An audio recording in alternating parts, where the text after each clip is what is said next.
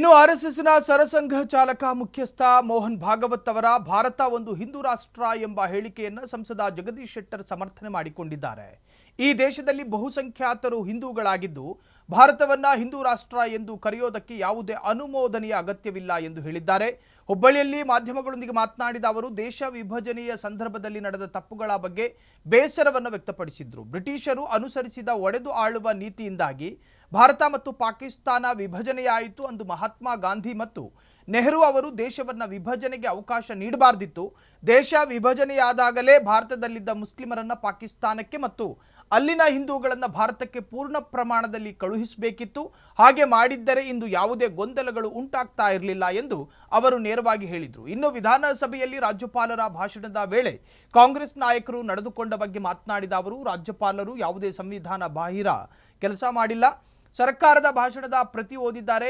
ಮೊದಲ ಮತ್ತು ಕೊನೆಯ ಪುಟ ಓದಿ ಹೊರಡುವುದು ನಿಯಮ ಅನುಸಾರವೇ ಆಗಿದೆ. ರಾಜ್ಯಪಾಲರ ಮೇಲೆ ಕೈ ಮಾಡುವುದು ಅಥವಾ ಅವರಿಗೆ ಅಪಮಾನ ಮಾಡುವುದು ಸರಿಯಲ್ಲ.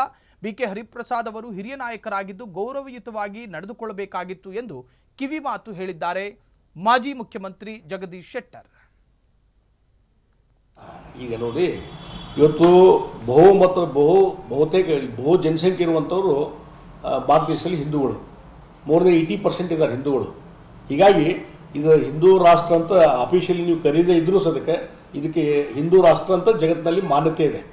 ಹೀಗಾಗಿ ಬಹುಶಃ ನನಗನ್ನಿಸೋ ಮಟ್ಟಿಗೆ ಅವತ್ತು ಮಹಾತ್ಮ ಗಾಂಧೀಜಿಯವರು ಜವಾಹರ್ಲಾಲ್ ಅವರು ಗಟ್ಟಿ ಹಿಡಿದ್ರು. ಇವತ್ತೇನೋ ಭಾರತ ಮತ್ತು ಪಾಕಿಸ್ತಾನ ಅಂತ ಹೇಳಿ ಡಿವೈಡ್ ಮಾಡಿದರು ಬ್ರಿಟಿಷರು. ಆ ಟೈಮ್ದಾಗ ಡಿವೈಡ್ ಮಾಡಬೇಡ್ರಿ ಅಂತ ಹೇಳಬೇಕಾಗಿತ್ತು. ಮತ್ತು ಮಹಾತ್ಮ ಗಾಂಧೀಜಿ ಎಲ್ಲಿಯೂ ಹೇಳಿದರು ಡಿವೈಡ್ ಮಾಡೋದು ನನ್ನ ಹೆಣದ ಮೇಲೆ ಆಗಲಿ ಅಂತ ಹೇಳಿದರು. ಕೊನೆಗೆ ಅವರು ಒಪ್ಪಿದರು. ಆಯಿತು, ಅದು ಡಿವೈಡ್ ಮಾಡೋದಾತಲ್ಲ.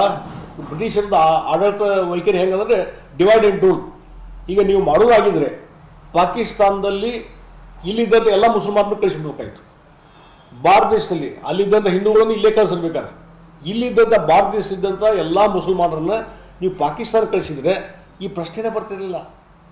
ಹೀಗಾಗಿ ಇವತ್ತು ಹಿಂದೂ ರಾಷ್ಟ್ರ ಅಂಥೇಳಿ ನಾವು ಸಂವಿಧಾನದಲ್ಲಿ ಘೋಷಣೆ ಮಾಡದಾಗಿದ್ದಾಗೂ ಸಹಿತ ಮೋಹನ್ ಜಿ ಭಾಗವತ್ ಅವರು ಏನು ಹೇಳಿದಾರಲ್ಲ, ಅದಕ್ಕೆ ಹಿಂದೂ ರಾಷ್ಟ್ರ ಅನ್ನೋದ್ರ ಬಗ್ಗೆ ಜನಮನ್ನಣೆ ಇದೆ. ಅದಕ್ಕೆ ಯಾವುದೋ ಮತ್ತೆ ಘೋಷಣೆ ಮಾಡಬೇಕಂತ ಏನಿಲ್ಲ, ಅವಶ್ಯಕತೆನೇ ಇಲ್ಲ. ಕ್ಷಣ ಕ್ಷಣದ ಸುದ್ದಿಗಳಿಗಾಗಿ ಫ್ರೀಡಂ ಟಿವಿ ಸಬ್ಸ್ಕ್ರೈಬ್ ಮಾಡಿ, ಲೈಕ್ ಮಾಡಿ ಹಾಗೂ ಫಾಲೋ ಮಾಡಿ. ಹೊಸ ಸುದ್ದಿಗಳ ನೋಟಿಫಿಕೇಶನ್ಗಾಗಿ ಬೆಲ್ ಐಕಾನ್ ಮೇಲೆ ಕ್ಲಿಕ್ ಮಾಡಿ.